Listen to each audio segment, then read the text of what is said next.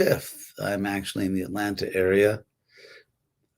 We'll be going down for the festival in Gainesville, celebrating Prabhupada's visit to Gainesville 50 years ago on July 29th. So that's a very important festival. It's also the 50-year anniversary of ISKCON Gainesville and the Prasadam program and all that.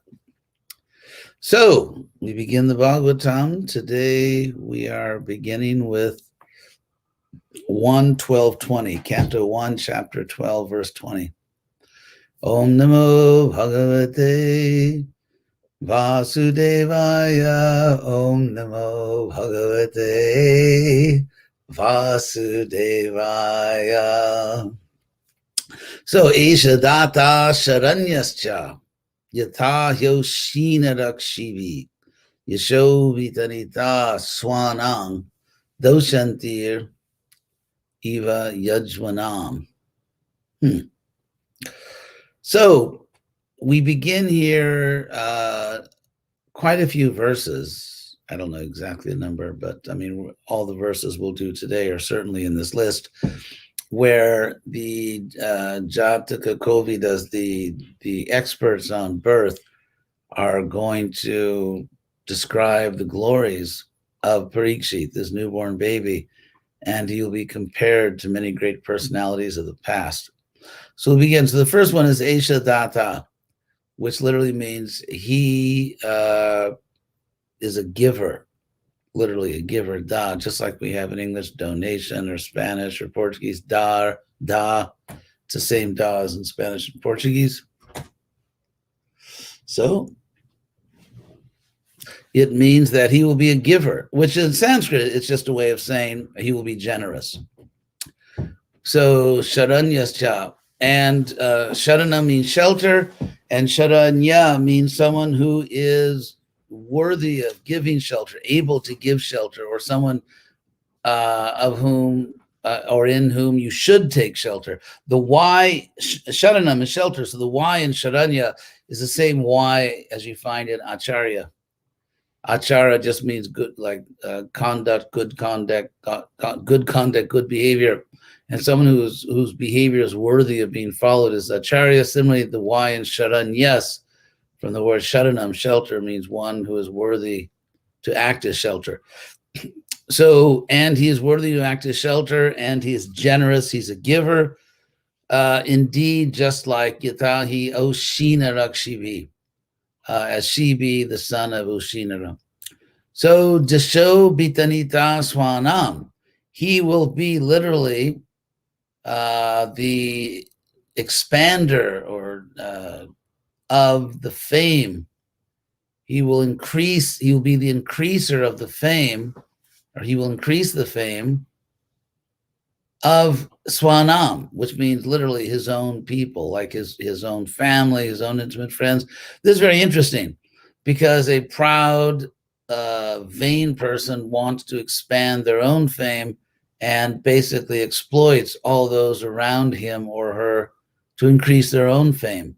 But a good person, and a great person here, such as Parikshit, he will expand the fame of those around him. In other words, he's not trying to glorify himself. He will actually glorify those around him. So it shows you what a great leader he is, a selfless leader who's just trying to promote and glorify the people around him. And then Doshyanti Riva Yajvanam. Among the performers of sacrifice, he will be like Doshyanti, which is the name of Bharata Maharaj, who was the son of Dushanta. So the son of Dushanta is called Doshyanti, who performed many sacrifices. So the son of Doshanta is Bharata Maharaj, so Parikshit will be like him. So that's the first verse we're doing today, and then more comparisons and glorifications. And by the way, in his purports, Prabhupada gives a lot of information about who these people are. So Danbinam Agranir Esha Julius Charjuna Yordoyo. So Danvinam, among those who wield a bow. Dhanu means the bow, and Danvi means one who uses a bow.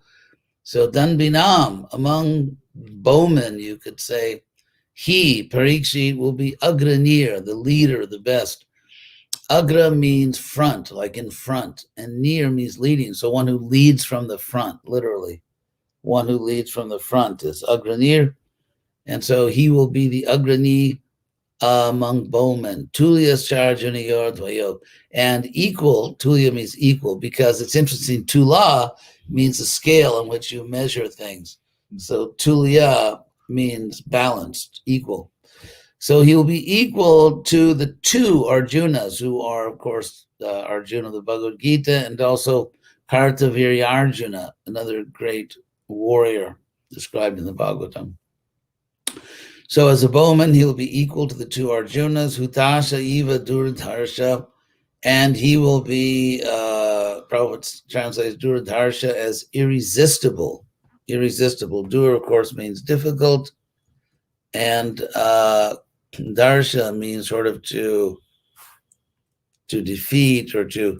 I'll show you what the Sanskrit dictionary says about Duradarsha. Difficult to be assaulted, difficult to be laid hold of, inaccessible, unconquerable, dangerous, and so on. So Darsha means sort of like to assault, to act aggressively against someone, and then a person against whom you just can't do that is called Duradarsha. So he will be Duradarsha like Hutasha, which literally means the oblation eater, which is fire. It's a word for fire. It's a common word for fire. It means like the oblation eater, because you offer oblations. And so just like the fire, there's a blazing fire, you just can't approach it. And so Parikshit's like that. He's like this blazing fire that you cannot fight against, you cannot go against. And Samudra Eva Dus Taraha. Tara means to cross, and Dus Tara means hard to cross. He will be as hard to cross as the ocean. So it's not easy to cross the ocean, and Parikshit will be, you can't get across him, you can't surpass him, just like the ocean. So that's the next verse. And then, and again, Prabhupada gives a lot of information in his purports about all the people mentioned here. So verse 22, Mrigendra Eva Bikranto. So powerful like the lion. That's literally Mriga Indra. Indra actually is a title. Indra, it means the leader. So like the king of beasts, or the leader of the animals, which is the lion. It's interesting, just like we say in English, the king of beasts. So also in Sanskrit, the king of beasts is the lion. And Vikranta, this is the word Vikranta related to the word Vikrama, like Krishna is called Tri Vikrama or Uru Krama. Krama means to step, and Vikrama means a wide step, and so Tri Vikrama, 3 wide steps. That's of course Vamanadev. And so the word Vikranta is made from that verb. Vikranta means courageous, bold, strong, mighty, victorious. So those are some of the meanings of Vikranta.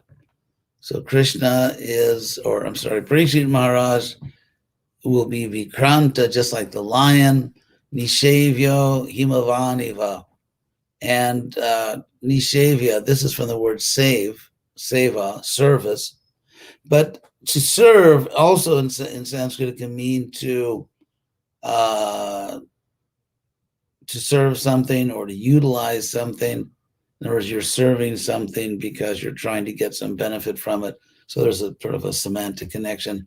And then nisheva can mean to serve in the sense of taking to a place or taking to something as something which serves your interests or serves your important interests. So nishevya, Prabhupada translates it worthy of taking shelter. Himavaniva, just like the Himalaya mountains. Hima means snow or ice, and so Himalaya, Alaya means place. So the snow or ice place is Himalaya. And then Himavan just means the mountains that have snow and ice. So those mountains, the Himalayan mountains, are full of, they're full of rivers and minerals, and there's all, so you can really live there. The Pandavas spent some time in the mountains. I'm not saying going up way above the tree line where nothing grows, but if you go into the more accessible lower altitudes of the Himalayan mountains, they're very rich with all kinds of, basically with everything you need to live. So that's the example here. So similarly, Parikshit, those who take shelter of him, those who serve him, receive everything they need to live a good life. That's the idea. And Titikshur, he'll be tolerant. Prabhupada says forbearance. Vasudeva Asau, and just like Vasudha, just like the earth. Vasudha Eva Asau. That's what the 3 words are. So he will be Titikshur, tolerant, forbearing, like the earth. The word for earth is interesting. Vasudha. Vasu means wealth or riches, and dha means holding. So the earth holds so many riches, and therefore the earth is called Vasudha. And Sahishnu Pitaragiva, and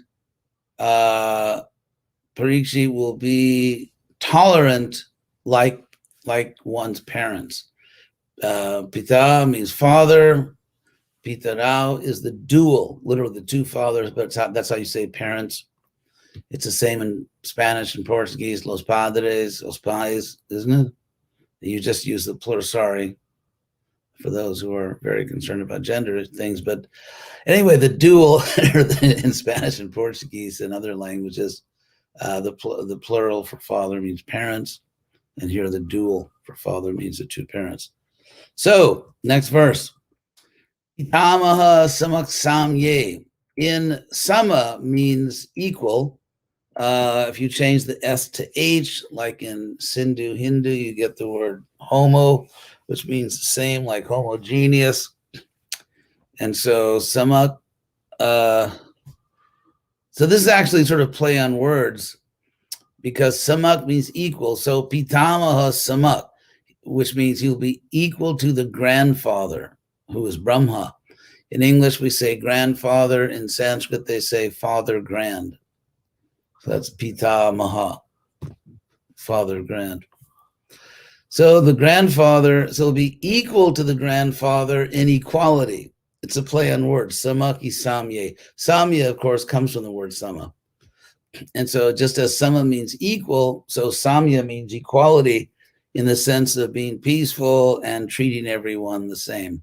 So Parikshit will be in equality, he will be equal to the grandfather, Brahma.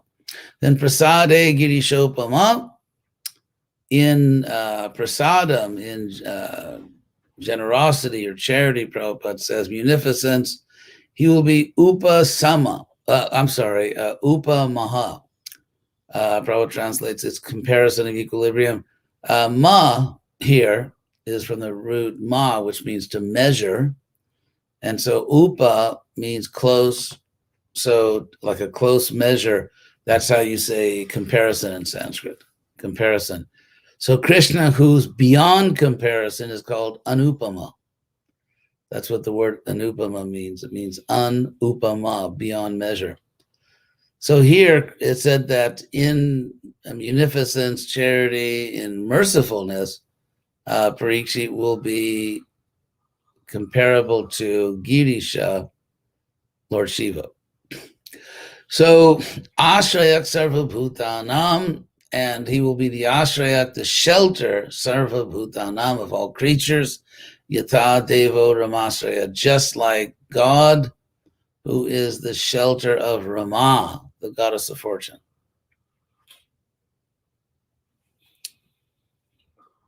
Prabhupada translates, so Rama, not Rama, Rama, feminine word, is the goddess of fortune, and Deva, God, is Rama, Ashraya, the shelter of the goddess of fortune. So Parikshit will be the shelter of all living beings, just like Rama, just like Krishna or Narayan is the shelter of Rama. So Sarva Sadguna Mahatmye, Isha Krishna Manu Brataha. So Of course, the word Mahatmya comes from the word Mahatma, great soul. So from this word Mahatma, you have the word Mahatmya, which in the Sanskrit dictionary means, it's an interesting word. The word Mahatmya in the dictionary means magnanimity, high-mindedness.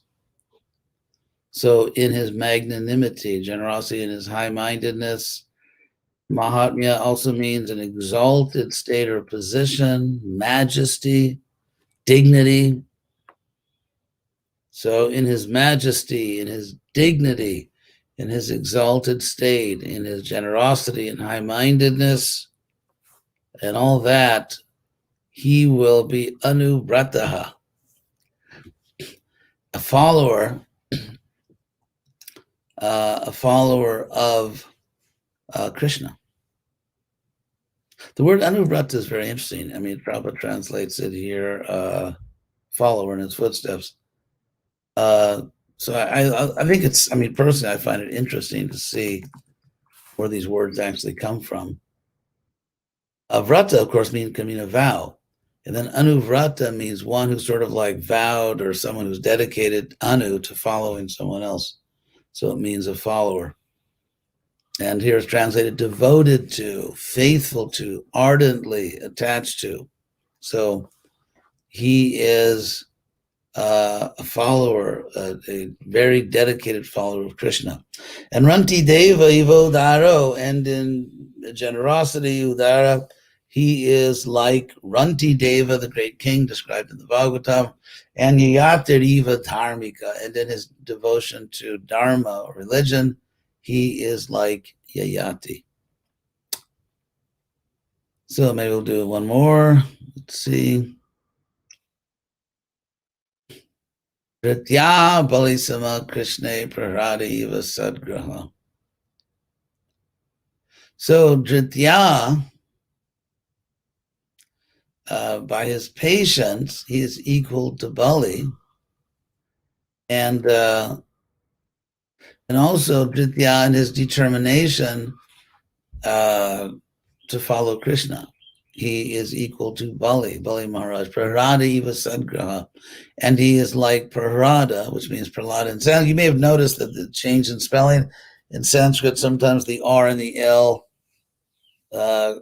can be used, like you can have Prahrada or Prahlada. Also, the word Chalati means he or she or it moves, and also either Chalati or Charati. So there are different words where the R and the L, and you see it, for example, in certain East Asian countries that kind of have trouble. They sometimes say something like Hare Krishna. So anyway, I won't go into all the phonology of it, but R and L are related.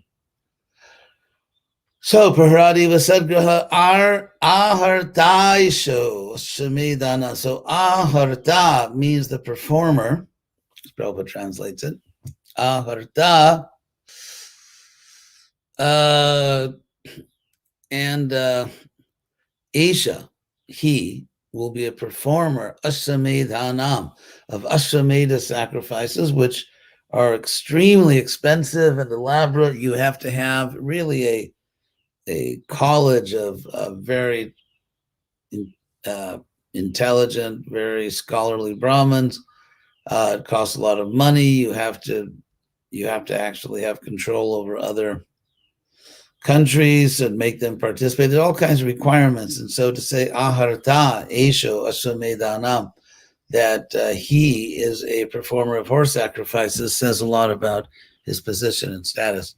So Vridhanam Paryupasakaha, and of the elderly, Vridhanam, of the elderly,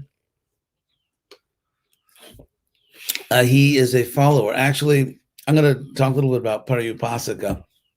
It's a very interesting word. Paryupasaka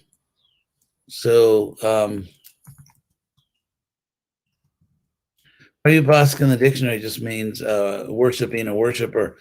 But there's a lot going on there in the word that you don't hear in English.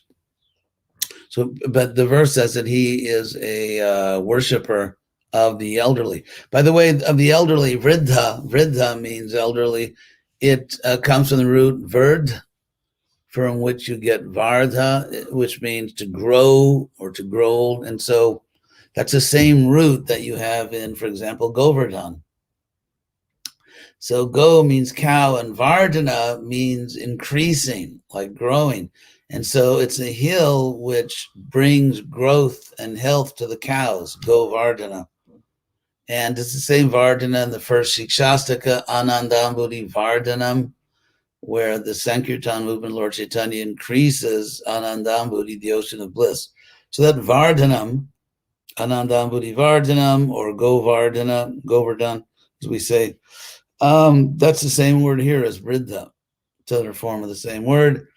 So those who are grown, those who have grown old in a sense, and so he will be the worshiper of them. But so the word upasanam like means worship. It's an interesting word because upa, as I've explained, which is English upo or hypo actually, means near. And so asa is the same asa like in the word asana, which means to sit. But if you think about it, like people say, I'm just going to sit here, like I'm going to sit tight. It means to stay, to sit, like to sit tight. I'm just going to sit on this. If you say it means you're just going to remain, you're going to stay in a situation. And it's the same thing in Sanskrit. So asa can mean to sit, but also to stay or to remain in a particular situation. It's also used, anyway, for those of you who like grammar, it's also used as an auxiliary verb in English to mean like to go on doing something. Like if you say, okay, continue eating or continue walking or go on doing that. In Sanskrit, you could use the verb asa plus another verb, which means to remain doing something. So anyway, so here you have upa asa, which means literally to stay near somebody. So the idea is to attend on someone, atender alguém. It means to like to serve someone by staying near them, so you can do for them whatever they need. And therefore it comes to mean worship. Like for instance, because if you think of what deity worship is, it really means treating the deity like a real person, so that, for example, you stay near the deity. And if you're a pujari in the morning, you wake up the deity, and then you have to feed the deity, or before that, perhaps you no, actually, in our temples, we wake up the deity, and then you give the deity something to eat, and then after that, you bathe the deities, dress the deity. And so if you think about it, deity worship really is modeled on the concept of just being the personal servant of someone. So pujari means you become the personal servant. And even the offerings like incense, because if you're serving someone and you're not concerned about the carcinogenic effects of some modern incense, then you light incense, you create a nice aroma, and then some lights. You because in the old days they didn't have electricity, so you'd go around and light lamps. Just like if you're serving someone nowadays, you sort of turn on the lights, but in those days they would light lamps and water, offer the person water, and then after water, a little cloth maybe they can use after they, and then you have flour. And so if you think about even just the artik ceremony, it's the way you would serve a person if you were a personal servant. So that's the word upasa. And then the ka means the person who does it. So upasaka, the person who does it, upasana. And then pari is interesting. We of course have that in English as peri, like perimeter, and periscope. Peri of course just means around. Pari. And so pari is used often in Sanskrit as a prefix in the sense of like to do something completely or conscientiously, like all around. And so pari upa asa kaha, it means one who stays near, all around, doing everything needed to serve someone or a worshiper. And so parikshit in that sense would provide all the needs of the elderly. It's very nice. It's a very nice civilization. So I think I'll stop here. We've done 6 verses. So I think you got your money's worth. And now I will look to see if there are any questions.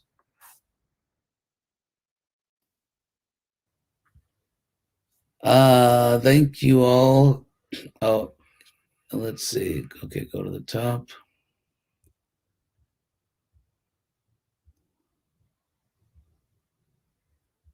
So looking for the questions here. Good morning, Prieta, to you too. Let's see. Thank you all for watching. Thank you all. For, my cousin is there. Hola, pal. I have a cousin who's a devotee. So Radhe Sham, the BBT. Shruti Smriti Puranadi is quoted from Brahma Yamala, but in Srimad-Bhagavatam it is quoted from Skanda Purana. Does it mean Shruti Smriti is quoted from both? Sounds like it. Yeah, you have to look that up, but that could be.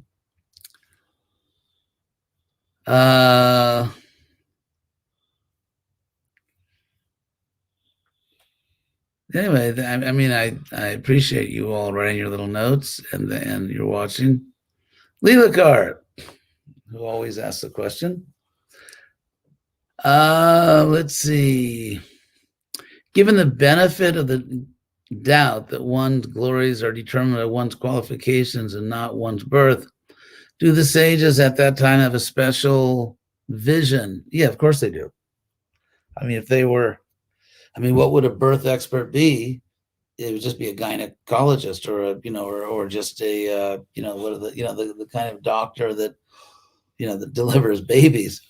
So Jataka Govida, birth expert, doesn't mean a doctor who's expert at delivering babies. It specifically means those who can calculate who the child actually is. So they are not just guessing, they're speaking authoritatively.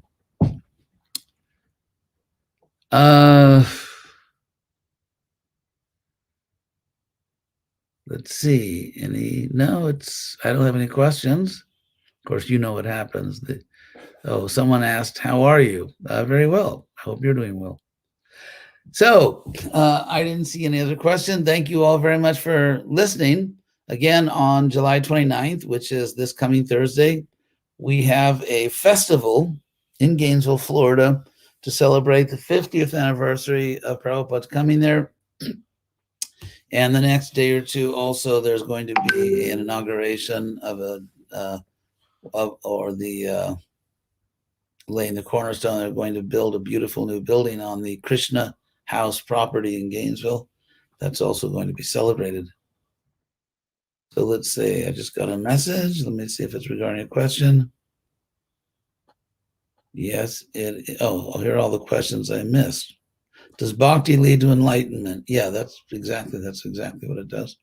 So, podemos entender que, so can we understand that astrology has or doesn't have great value?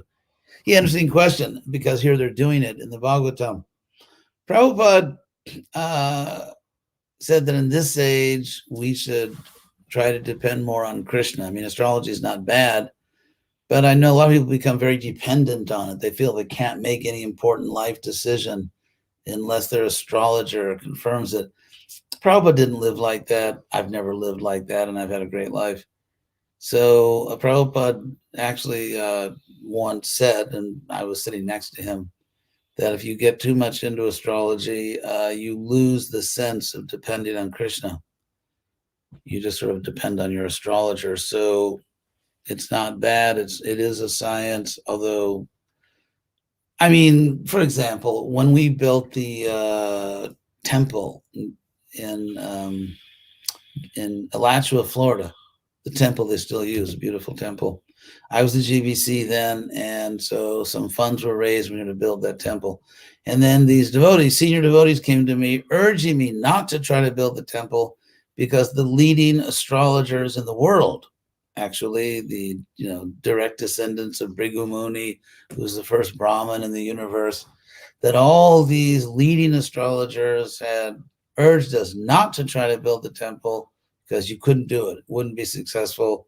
at this time astrologically. And so I just followed Prabhupada, and I thought, we're going to build the temple. And we did. And the temple was built without any problem. There was no obstacle. It went smoothly, and it's still there. And so many thousands of people have had direct darshan of the Lord in that temple. And so much wisdom has been taught in that temple. And there was absolutely no problem in building it. And all the leading astrologers of the world said we couldn't do it. So I think that's a good example of the limitations. Devotional service is directly under Krishna. And so we know in the past, we can see in the Bhagavatam, people did use astrology in certain situations. However, they also had absolutely expert astrologers. And based on my experience with the Alachua Temple, I would say there are not a lot of highly, let's say, infallible or completely accomplished astrologers nowadays, because they can get big things wrong. And just as they got it wrong about the temple, what if they get it wrong about your marriage? So a word to the wise, then everyone has to do what they want. What should we do when challenged by atheists about the stories in Bhagavatam or literal? Well, that's a whole class. I've spoken, and it's a very good topic. And actually tonight, I'm going to, if I live that long, going to give a lecture at the Atlanta Temple on Sunday. You're all welcome to tune in, and we'll try to broadcast it by our regular media. And I'm supposed to speak on Krishna and Balaram. So that might be a good time to address this issue. It is an interesting topic. So thank you all very much. I think I did get the questions. And thank you all for coming, and hope we'll all be together next Sunday. So, Hare Krishna.